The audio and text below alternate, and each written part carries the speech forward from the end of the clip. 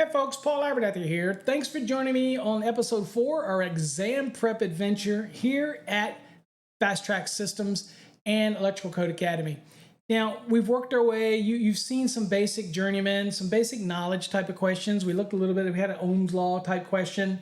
And we kind of moved our way up a little bit and we're getting a little tougher questions. Now, look, there are many people out there that struggle in the field learning the National Electrical Code. So you're not alone. And people really struggle with the NEC. In fact, as we've learned lately in a little experiment that I've done on social media, it's amazing how many people really don't know the National Electrical Code. And at the end of the day, every installation we do has its involvement with understanding codes. Sometimes we just get complacent and we think we know something when we really don't. Now, the Fast Tracks program is designed to teach you the fundamentals of what you need to know, not just to pass an exam, but to make you a much better electrician. So if you've never heard of our Fast Tracks program before, I want to let you look at it really quickly, and I want you to see how you go about buying our course if you want to get into the best structured National Electrical Code preparation exam program out there. This is how you do it. Okay, so we're going to look at our website really quickly. And you're going to see that the questions that we're looking at today are part of our database of questions. In fact, these are the newer ones that have been added to our database. And so in order to get these questions, but really the meat and potatoes is the 19 units. And there is tons of competency questions at the end of every one of those units that I personally grade and give you feedback on. Now, when you do those, they're not going to be easy. They're fill in the blank. You're going to have to give your code reference. It's tough. So while you think maybe you're proficient in the NEC and you've been looking at some books and watching some videos on YouTube, our system is going to really test you. It really is. And you're going to be questioning what you thought you knew because we're going to deep dive. There's no other course like it. We've manipulated the course. We've added things where necessary. We've done a lot of things that make it unique. And it's going to teach you the National Electrical Code. The competency reviews are going to be challenging. Now, the questions that we're looking at in this series come from the latest database that we've added to the program. So again, you're going to get over 1,200 exam-style questions in addition to the competency review questions. So we're talking literally close to 1,600 questions that are going to test your ability to be able to understand the National Electrical Code. Now, if you want to get information on our courses, you just go to our website. You see the URL on the screen at the bottom. And over on our website, you're going to see that we have, if I can get my mouse here, you're going to see up here at the top, here's our courses. We have courses for post-licensing, residential, commercial, grounding and bonding, industrial wiring, even HVAC electrician stuff that help you diagnose and troubleshoot if you're an HVAC electrician. So many courses here, grounding and bonding, but a lot of people like you are probably looking at it for exam prep, or maybe you've already got your license and you just want to get better at the code. That's what our Fast Tracks Black and Plus program is all about. All right, so on the website, here you see, right here, you see electrical programs, and you see the Fast Track budget, you see the Black and the Plus. So these are our general exam prep and general NEC knowledge courses. If you wanted to deep dive into something like you've already got your license and you're a residential guy or gal, and you want to get deeper, then you'll see down here we have the red program. That goes deep into electrical, okay, into the residential, room by room by room. Not what I'd use for an exam prep, okay? Same with the commercial one down here, the green, same with the blue for industrial. Here you see the purple for the grounding and bonding, okay. Those are not exam prep. Those are to enhance your knowledge and become more proficient in your trade, okay? Move up the ladder of success. That's what those are about.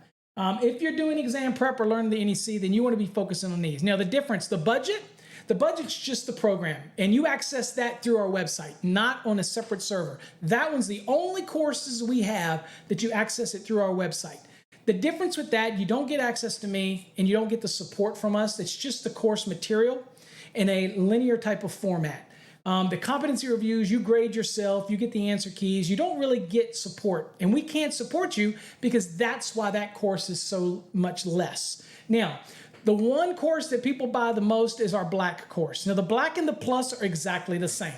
The only difference is the Plus gives you 12 months of access to our video platform. We have tons of videos on all different things over there. Code changes, calculations. Some people want them and some people don't. But rather than pay separately on that website, which is fasttrackstube.com, here if you get the Plus, you get that included in your purchase. Now, most people will purchase the Fast Tracks Black, which is fine, but the Plus gives you a little more, but the base program is exactly the same.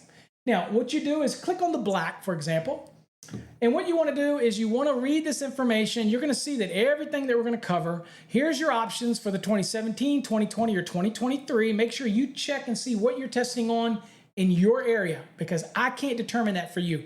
You need to contact your testing center and find out what your state is testing on.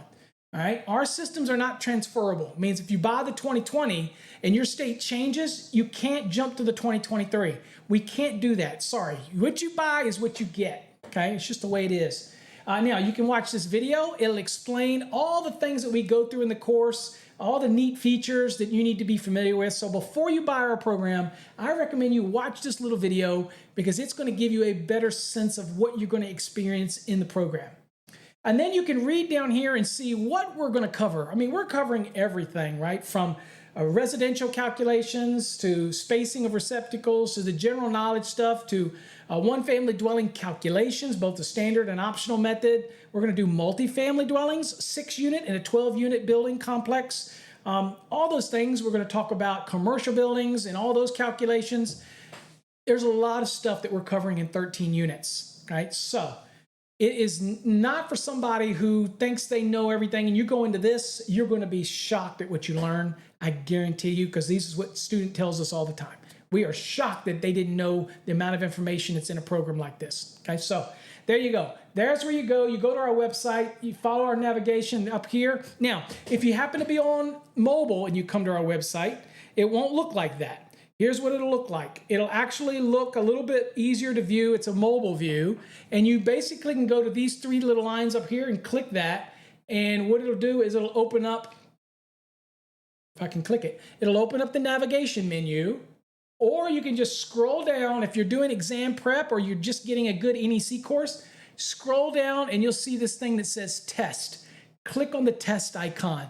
And that will take you right to where all of the NEC learning courses based on the Fast Tracks Black or the Plus, they're all going to be right there. So easy to navigate, but also make sure you get our mobile app. It is totally free. Where do you get our mobile app? Well, our mobile app is right here. Click on mobile app on our website, and right here, click on this link from your phone. If you have a desktop and you see that QR code, then scan the QR code with your phone. It will put it on your phone and accept it and let it put it on your home screen. We're not going to load anything on your phone. We're not trying to get your information, okay? We're not TikTok in China, okay? All it is a link to our PWA app that's in the cloud, but it works on your phone like a mobile app. And we've got so many tools and resources. I'll show you what the app kind of looks like. And here's what the app looks like. If you get into it and you click it, just like that. You have all these things on the side that you can scroll up and down. You get access to our podcasts. We have over 1,000 episodes. You got the Sparky Hub. You got the chat room. You've got the Chat Now feature, which is basically like a TikTok. And this is an awesome feature because I post questions and things in there, and you can post stuff, and it's only viewable by those that have the app, okay? And we literally have hundreds and hundreds of people that have now downloaded the app, and it's getting close to, I think, 1,000. So again, get the app. It's free, available on our website. And there's also calculators in here. There's other resources, so many things to make your job easier. You can even read blogs from here, okay? Anyway, enough of that. Let's get to our lesson for today. All right, folks, getting a little bit more complicated as we move into this for the kind of master level type of questions. But again, it shouldn't discourage you if you're a journeyman. You really want to dig in anyway. So make sure you jump into it here. All right, angle connectors for LFMC, liquid tight flexible metallic conduit, shall not be used for blank raceway installations. All right, so can I use these angle connectors? Basically, they look like right angle pieces, and they really turn an angle sharp. Can I use, and they have an open back. Can I use these in a certain application? Elevated, concealed, exposed, or even open? So here's the way we look at this. Now, you can go to the index and start fuddling around. But I'm going to tell you, by now you should know that the LFMC has its own specific article, folks. And in that article, we know that that's not very big. It can be very big if it's just for liquid type flexible metallic conduit. It's not big. So my recommendation would be to go right to it. Now that's why it's so important for you to learn the articles. Because when you see this and you see LFMC and you notice it's asking about a connector, specifically an angle one, then your mind should be, oh, that's easy. Article 350, boom. And that's where you're gonna go. So that's what we're gonna do. We're gonna go to Article 350, which deals with LFMC. And I'm in my code. And by the way, for those that wanna ask, this is link, okay? Does not have the index. So today, in these episodes, we're trying to use our deductive reasoning, learning our skills from learning the different articles, and trying to identify when an article is fairly short so that we know that we can just go on there and save us a lot of time and bold scan if we don't know the answer already. And you may know the answer already, and I tell you, fast track students probably already knew the answer to this because it's covered in our program.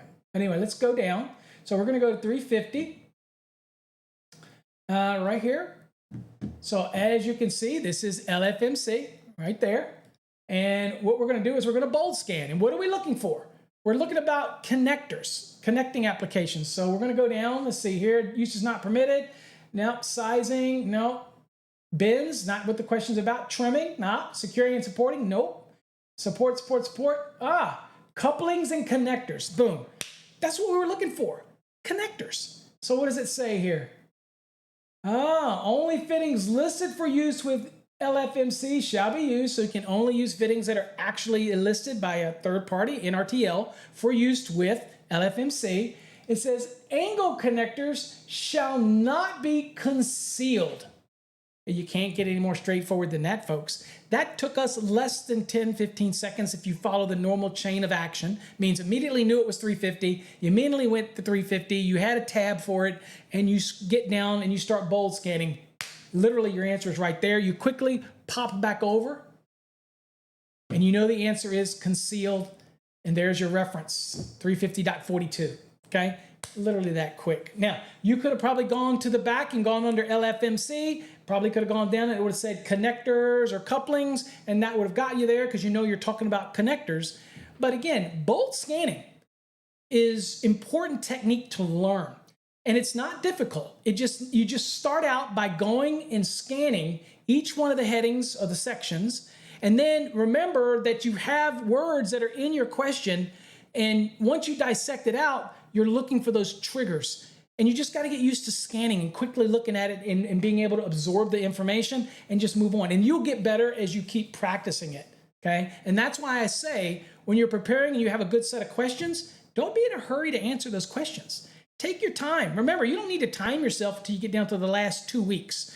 Slow and methodically examine a question, see which words you might help you in the index, okay? And look those things up. And slowly you'll build up this technique where you'll learn that, no, I don't need to go to the index for that because I know that's not there. And you'll actually gain this memory. Your capacity to remember will grow, and you'll be able to look at this and say, concealed. It's an obvious choice, okay? Next question. A maximum continuous load that may be placed on a 150 amp fuse is, okay, so you're looking at this one going, okay, I know what's going on here. So this is saying the maximum continuous load on this. Now, I didn't tell you whether this is a branch circuit. I didn't tell you whether this was a feeder. All it says is a maximum continuous load that can be placed on a 150 amp fuse.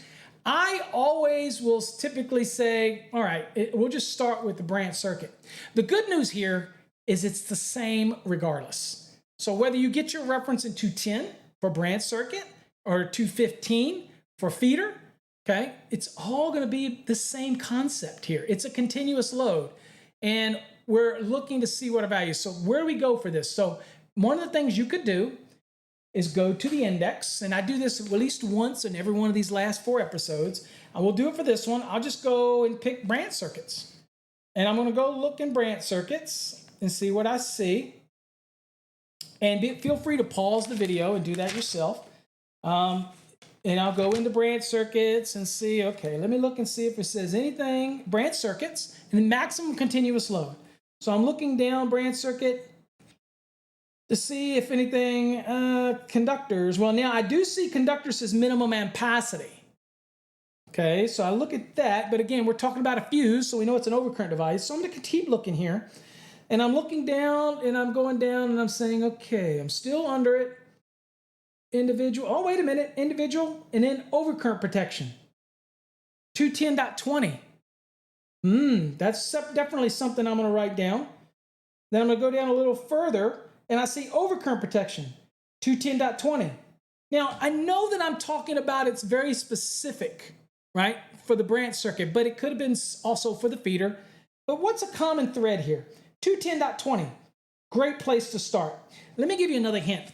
If you're on an exam and you're using the index, once you're back there, make sure you write down all the relevant sections. Maybe there's another one in 240, maybe there's another one. Write them down so you don't have to go back again, okay? It's important. And then always go to the lowest value one and work your way up. And again, it's kind of like bold scanning, but once you go there, scan it really quickly. If it's not germane, then you look down and you go to the next reference, okay? All right, so in our case, 210.20 is where we wanted to start, all right? So, but what I'm gonna do is that's what we do if we do the index. I'm just gonna go to what? 210, branch circuits. That's where I'm gonna go first. So let's do that because I wanna stick with the theme of these lessons here and kind of just use our knowledge base to do this. So I'm gonna go to 210, bear with me while I find it on the screen here. There we go. All right, so I'm at 210. And what I'm looking for is something that deals with the continuous load, overcurrent protection, that type of thing. So 210.2 is not helping me. 210.1, nope. Quickly going through it. Identify branch, nope. Just kicking through. Branch circuit voltage, nope. Not what the question's about. Okay. Multiple branch, nope. GFCI, nope. Just keep doing it that quickly, folks. Going through these, it gets a bunch of them. 210.9, nope. 210.10, nope. Has nothing to do with the taps. Branch circuit requirements, nope. Nope, it's not AFCI. See how quickly I'm doing this? I'm just kind of going through it. GFP, nope. 210.17, nope. Nothing to do with that. Branch circuit ratings. 210.18, the rating, nope. And that doesn't germane to anything in our question. So we're going looking down and it's saying, okay, minimum circuit ampacity. Nope, really doesn't answer our question. And then we keep on going down and we go, overcurrent protection. Boom, right there. The question said maximum continuous load. What does it say right here? Continuous and non-continuous. Now, folks, this might be something that's been ingrained in you all along. When we're doing calculations for conductors, we know that continuous loads are taken at 125% and non-continuous loads are taken at 100% of whatever the value is of the load. Same thing with the overcurrent device here. Unless the overcurrent device is marked to handle 100%, typically they're going to be limited to 80%, which is a reciprocal of 125, okay? And if that confused you, then do the math. If I take this, let me show you how that reciprocal works first. All right, so let me show you. So down here, it says right here, 125% of the continuous load. Our question was continuous load. So let's take that with the question. So if we know that 150 amp fuse, right, is basically continuous load, that means it's got to be limited to 125%. Well, the reciprocal of 125 is 80. So you take that 150, remember that, folks. You're not going to see 80 in here. You're going to see 125. So you need to learn what the reciprocal means, 80%. Okay? So if I take that 150 and I multiply that by 0.80, that gives me 120. If I take that 120, multiply that by 1.25, that's 150. So remember, folks, here's a good lesson for you. If they give you say something's a continuous load and they give you an overcurrent device and they don't say that device is rated for 100% use, okay? So if they don't say that, then you know that it's going to be limited by 210.20. And it's also the same for feeder applications as well. All right, so What you got to do is say, okay, well, if you gave me the breaker, then I'm going to do that by 80%. And that's going to be the load that's going to be 80% of the rating of the breaker. But if I was doing a conductor and I had the load and I say it was 100, I've sized a conductor for 120 amps, and I have to take that as a continuous load, then I'm going to do that at 125%. And then it has to be, it can be on a 150 amp breaker, because the 150 at 80% is 120. The 120 at 125% is 150. You see, that's the reciprocal. So if they give you the breaker, just multiply that by 80%.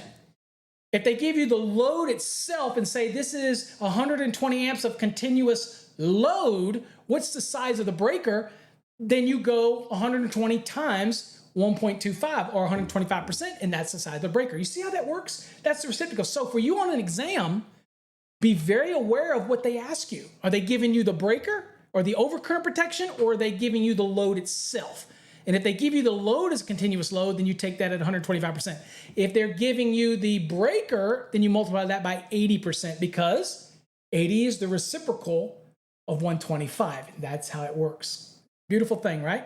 All right, so let's answer this question. And the answer is 120. And there you go, 210.20a. I want to show you that it's the same thing for feeder, by the way, because again, there are always those critics out there who don't say this. So we'll go look at 215, and here it is as well. See this right here? All right, and you get down, let me show you here, overcurrent protection, same thing right here. 125% of the continuous load, same thing. So in this case, it just happens to be 215.3, and in the branch circuit, it's 210.20. You with me? Okay. It's a lot of stuff. I tell you what, the National Electrical Code is not an easy document to learn, but you're already ahead of most people because you show your dedication to want to learn. And those students that are in our Fast Tracks program, you know what? You're on your way. You're on your way to be the leader, the person in your company that people go to, because you become, you know, people can make fun of people that study code and say, well, they don't know how to do it. I know how to pull cable and run conduit. They don't get it's the mental part that puts you above them. I can train a monkey to bend conduit. I can train a monkey to pull cables. Okay, give them a treat, put it in their hand, and tell them to pull, and they'll learn it.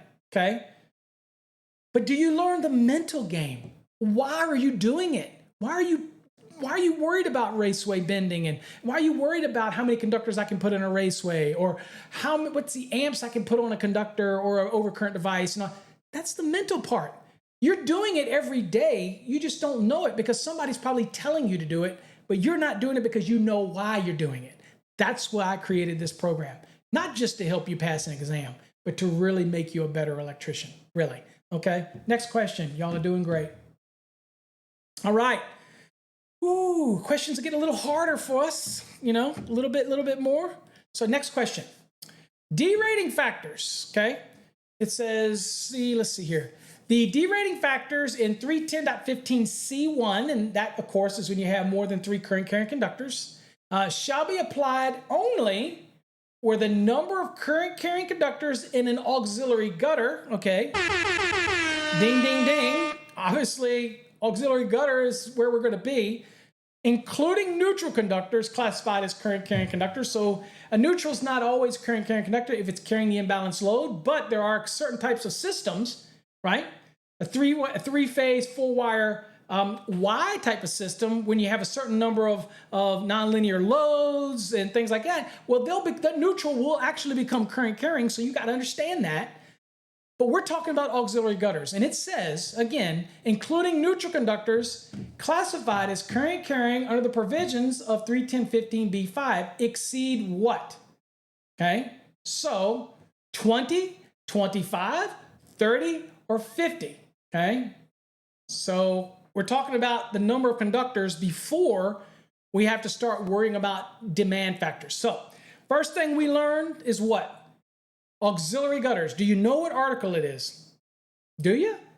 That's why you create those electronic flashcards. We got tons of them built into our system in our program, but you can create unlimited numbers, and I always recommend that you do that. You create those flashcards electronically, and at the end of every study session, you grill yourself with about 10 flashcards. okay? Even if you don't get them right away, that's all right. Flip them over and read it and read it and read it and just get into that. Get into this routine. That's the difference between just studying the code and you have no clue, and you might pass the exam, but you're not going to learn anything from it. You're going to be no better off than you were before you started. Whereas in our program, you're going to come away learning, plus you're going to be able to learn this, and you're going to be so much more knowledgeable. Okay? Again, anybody can learn to be repetitious, but it's the knowledge that's the key. So what article? Well, if you created a flashcard, you'll know that we're dealing with what? Article 366. Go to it. Let's do it. Bold scan. Now, you could go to the index and look under auxiliary gutter, and it probably has something in there about this, okay? Derating or demand or something to that nature. But we know that 366 is not big. It's not massive. So I'm going to go there. So I'm going to go to the code, and I'm going to go to 366. And let's see here, right here. We're in auxiliary gutter, and I will show you this is not big. Look, I'm scrolling. Dude, that's it. That is not big at all. In fact, as far as it goes, I believe it goes up to section 120, but there's a lot of them missing. Like it jumps from 100 to 120, and it jumps from 60 to 100 as far as sections. So it's not big at all. You'll learn that going through this course, and it's going to make the biggest difference because bold scanning is your best friend when it comes to understanding the size. Now, if it's a 250 question for grounding and bonding, the index, get used to it, right? Or if you can identify the different parts, then you can jump to the part because that's a big article. You'll get better. Trust me. You'll become that guru. You'll become that go-to person. So in this case, we're bold scanning, and we're looking to talk about the number of current carrying conductors in that gutter. So we're going to be scanning down, and we're looking, all right? So there's nothing there. We're in part 2, installation. Not use print. Okay, number of conductors. All right. Well, we're looking at what? Well, we're trying to determine not just the number, right? But we're trying to determine what happens when we gotta initiate. What's going to change the ampacity, right? Because at the end of the day, what does 310.15c1 deal with? It deals with the ampacity of a conductor and what can change that ampacity based on a condition of use. We're not asking what's the percentage fill for how many conductors we can actually put in this raceway. Put in this gutter. Important distinction. We're not, I don't want to call it a raceway. We're putting in this gutter, okay? Somebody's going to slap me for that. All right, so, but again, in the 2026 NEC, that could all, or 2029, that could all change, but don't get me started on that. Okay, so we have an auxiliary gutter, all right? We're not talking about how many conductors we can put in it. We're talking about the effects of ampacity on it. So that's going to take us down to right here. Ampacity of the conductors. And to see what it says, the adjustment factors in 310.15c shall apply only where the number of current carrying conductors, including neutrals, exceeds 30. Remember the question? There was 20, 25, 30, and 50. What I don't want you to do is accidentally go here and pick 20 because that's the percentage of fill. Okay, down here, we're talking about what? The number of conductors. Okay, big difference. So we come back here, choose 30, and there you go. 366.23a. Okay, next question. Y'all are kicking butt. All right, flexible cords that are rated for applications over 600 volts and are 12 AWG and larger shall be what? Okay, all right, so in this question here, a couple things have to come to mind right away. Flexible cords. If you know your articles and you're like, okay, I've got the different articles, then you'll immediately know that there is an article specifically for flexible cords if you've done your flashcards. All right, it's flexible cords and cables. This falls under Article 400. Now, granted, flexible cords is a trigger word. I could have gone back in the back in the index, and I could look under flexible cords. And let's see what we got. Again, I do this from time to time. But this episode, we're pretty much going off our knowledge, building on our knowledge. And we know, you should know, if you do your flashcards, if you learn the different articles, that this is Article 400. And you know that 400 is not big, so I would go to 400, right? But we're going to look real quick and see if there's anything in here. Flexible cords. So I'm going to be looking. And let's see here, flexible cords. It says C cords. So I'm going to go back to cords. I've already spent more time than I want in this index. So I'm going to go back to cords. And like I said, for me, I know it's small. I know this is a size requirement. It's something that I know I'm going to be bold scanning for. I'm looking for these references: copper only, solid, not used, stranded. But again, let's follow our course of action here. I'm going to go under cords. And let's see here, cords. Where's it at? It's already slower than normal because, again, I can't see squat. Y'all already know this. We got conductors. And we got cords. Okay, cords. And then you see, looking down the cords here, now keep in mind what we're looking for, sizes. So cords, I'm looking down. It's flexible. But under cords, I'm looking down. And I see flexible, and that already tells me it's article 400. I already got that part. Then under flexible, you notice that under flexible, you have some indentions, kind of comes out to the right. That means these are other things under flexible. So it's under cords, but it's flexible, and it does another subdivision under that. And I'm going to look down and see what we've got. Ampacities, okay, well, still 400. Look down and see here if there's anything that I can see that's going to help me. I'm still looking, uses permitted, tables, everything like that.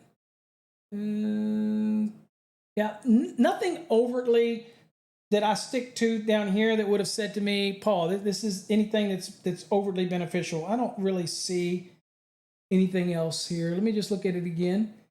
And I can promise you, I've spent more time in here than I would have if I was taking an exam. Why? Because I know that 400 is not big at all.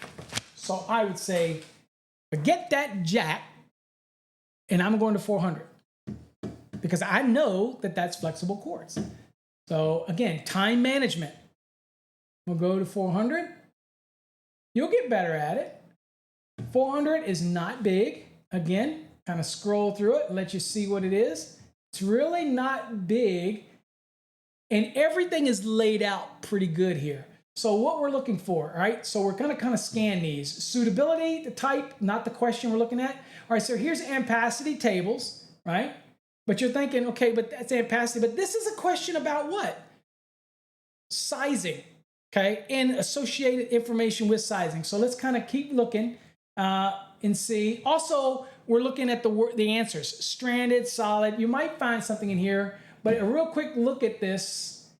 Bold's looking over it really quickly doesn't give us any of that information. It pertains more directly about the actual flexible cord itself. So I'm going to scroll down. Uses permitted, not permitted. Nope. Splices, nope. All right. Overcurrent protection, nope. Damage, nope. Labels, nope. Construction, no, not really. Doesn't need anything in there. I guess it could help me. Let's see here. I'm going to go a little further. Construction. All right, well, this sounds like it's part of what's asking in the question, right? So if we look at the question is talking about, really, it's kind of like it's construction, isn't it? It's telling you what's the size of the conductors to be inside of it. So again, it doesn't say construction. And you might be able to get this answer from multiple places, but this is kind of, to me, rings out. It's like, well, you're talking about the conductors that are in it. So it's all about the construction of the flexible cord. And so that might lead me to that. All right. So I'm going to be here. Again, index is not the holy grail, folks. And this is why when you go through our program, you will have learned this. And so that it's not something you would have had to go look up. You would just know that a flexible cord has an allowance and that it's something that you know that it just has to be. So as you go through here, we're talking about the conductors in the construction. And it says the conductors shall be 12 copper or larger and shall employ flexible stranding. Okay? So it's not about being solid. It's not about not used. It's not about copper only. It's about stranding. And there it is, 400.31a. Again, this is not helpful for the index. But these are little things that you'll learn in a course. Now, if you're just flipping through the code, you're never going to remember that. But what I promise you now that you're going to remember that is flexible chords, and in our program we talk about it and give you illustrations, you're going to say, I got it. In a flexible chord, it can be 12 and larger, then it's got to be stranded. There you go, okay? Let's do another one. Y'all are doing great, and we're going to give you another one in this program here today. All right. Next one we've got here, it says the size of the feeder circuit grounded conductor shall not be smaller than that required by what? 220.61, 250.66, 250.122, or 310.15 B16. Now, this is a 2023 edition, and we know that there isn't any 310.15 B16 anymore, so either they made an error or they're trying to throw you, so I can immediately discard that one and increase my odds. So if I guessed at this, I have a 25% shot at getting it right. If I get rid of one of them that I know can't be the answer, then I now have a what? I have a 33% chance of getting it right. All right, so deductive reasoning, but we can find the answer to this. Why? Well, one of the reasons that we can find the answer to this is because looking at it, we know that it's talking about a feeder. We know that feeder is what article? If you did your flashcards, you know that feeders are Article 215.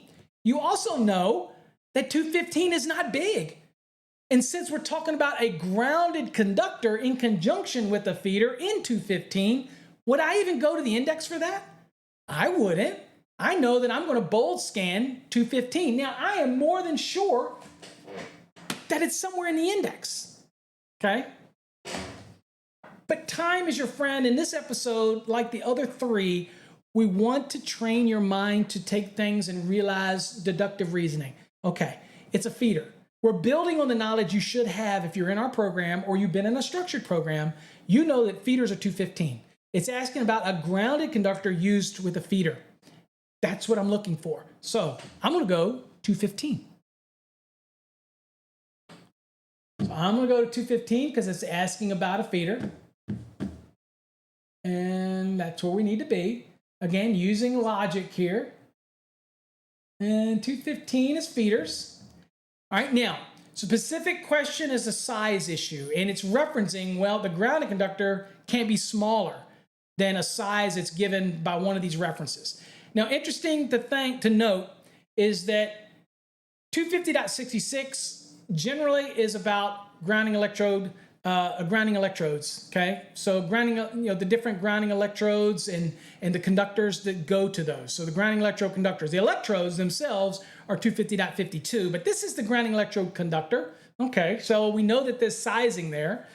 250.122 is the sizing that we go to for equipment grounding conductors, so could be either one of those. And 220.61, that's really part of the calculations in part 3, which shows you how to do a reduction to the size of the neutral. That's really not germane to what's going on here. So I can remove 220.61, and now I've got a 50-50 chance. It's either 250.66 or it's 250.122. But we're in 215, and we're looking for references to grounded conductors, okay? So let's do that. We're here, and we're not minimum sizing anything, okay? We're just kind of scrolling along, and there's a 2, and we're going down, and it's the general, and boom, right here, grounded conductor. Kind of like it was a snake, it would have bit us. It says, the feeder conductor ampacity shall not be less than that of the service conductors where the feeder conductors carry the load, the total load supplied by the service conductor with an ampacity of 55 amps or less, okay? So we've got that application, but we're sitting there going, well, wait a minute. Oh, excuse me. That's even the wrong reference. See how quickly that can happen? Here's where we're at. What the hell did I read that for? But do you see how quickly that can happen? Here's the key. Catch yourself. Focus. I'm focusing. So I'm grounded conductor again. Screw this. This is where we want to be. It says the size of the feeder circuit grounded conductor. There we go. shall not be smaller than the equipment grounding conductor size required by 250.122. So we know we got this one right. So the easiest thing to remember is, okay, 215 is small. The question was talking about feeder, and it's about a grounding conductor. Go right to 215. That's the best. Don't spend your time in the index on this one. Again, don't treat the index as your holy grail. Use your experience and what you learn in our program, in our course. You're going to know these things. Okay? All right. So we're going to come back to our question. And we're going to answer our question. Boom, right there. And that's our code reference, folks. Okay? Easy peasy. You want another one? All right, let's do another one. I know you do. Y'all are into this. All right, next question. All right, we have a snap switch. It's a DC or AC. Snap switch shall be allowed to be loaded to blank percent of the rating when used on inductive type of loads. So I have an inductive type load, or maybe the exam tells me you have a load and it's inductive load, and they want to know what is the rating of the switch and what percentage can you use of that rating. All right, so that's a valid question, and you don't want to guess. But one thing clear, this is about a snap switch, right? Okay, so you know that switches are where? You know your articles by now. Article 404, that's switches. Now we're in 404. That's the thing we want to look. So we want to go in here to the NEC. Now if you're using the index, then check it out. I'll go to switches really quickly. I said I wasn't going to do this again, but I'll do it. Let's go to switches. Pause your screen. If you don't want to go with me, just pause it. And if you do, and look it up. But I'm going to go to switches, and I'm going to see what we've got under switches. Okay, here's switches. It is there. It tells me Article 404, so we know that's good. So if we want a bold scan, we know where to go. Now we're going to look down really quickly, and what we're going to do is we're going to look for ratings. We're going to look for inductive type load question. We're going to look for AC, DC. We're going to look for snap to put us where we need to be. But we're going to kind of go down here real quick. So let's look and see where we need to be. And I'm going to kind of go down really quickly, just kind of scan these. Okay, clock's ticking, but we're good. And let's see here. Mechanical, motor, oil, a lot of switches here. Snap. Snap says also see snap switches. Beautiful thing. We're already in the S's, so let's just go to snap switches, giving us that guidance. So we'll go to snap switches. There you go, one page over to the left. Snap switches, AC general use. Okay, ratings. All right, well, this is a ratings question. Right? It says ratings right there, 404.14. It's a ratings type of question. So where we're going to go? We're going to go to 404, or 404 more accurately, .14. That's where I'm going to go. So let's do that. Boom. 404. And I'm reminding you, if you had gone right to 404, you would have bold scanned, you would have found it by now. But anyway, some people have more of a comfort level with the index, and that's fine. Let's go to it. And I'll go to 404 right there. And I would go to 14 because that's what we found in the back of the book. But if you bold scan it, be honest with you, rating of the use of the switch, you be honest with you, it was only what? It's only 14 sections in. This is not a big article, dude. Look, I'm done. It goes up to 404.30 is as far as this one goes. Again, lock that in your mind. Switch questions, not a big article. Much better to bold scan. All right, let's go to the 14 real quickly. Here it is, okay? Now, here is the first one, and this says alternating current general use. Nope. Alternating current AC or DC snap switch. Boom. Now, what are we looking for? Inductive type loads. That's in the question. Remember? Inductive type loads. So remember, that's a trigger. So I'm looking through here quickly. That's resistive loads. That don't help me. Boom, inductive loads. Now I'm looking for it. Not exceed 50% of the ampere rating of the switch at the applied voltage switches. Boom. But here's the thing. 50%. I'm only looking for a value of 50%. I'm only looking for the answers. 50, 80, 100, 115. I don't see any other answer here. It's got to be 50. Done. Let's go back. Here's your answer. Boom, 50, right there. 404.14b2. And that's what we looked up.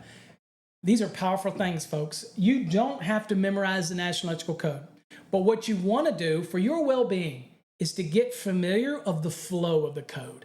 Learn the different articles. Take your time. Create flashcards. If you're in our program, then you don't have to worry about that because they're electronic. You can make any number you want. You can make 1,000 flashcards. And here's my advice. Let me give you some advice before I end this one today. You should electronically or physically create flashcards for every article in the code. It's easy. Just get them. You can get the cards at a dollar store for $1.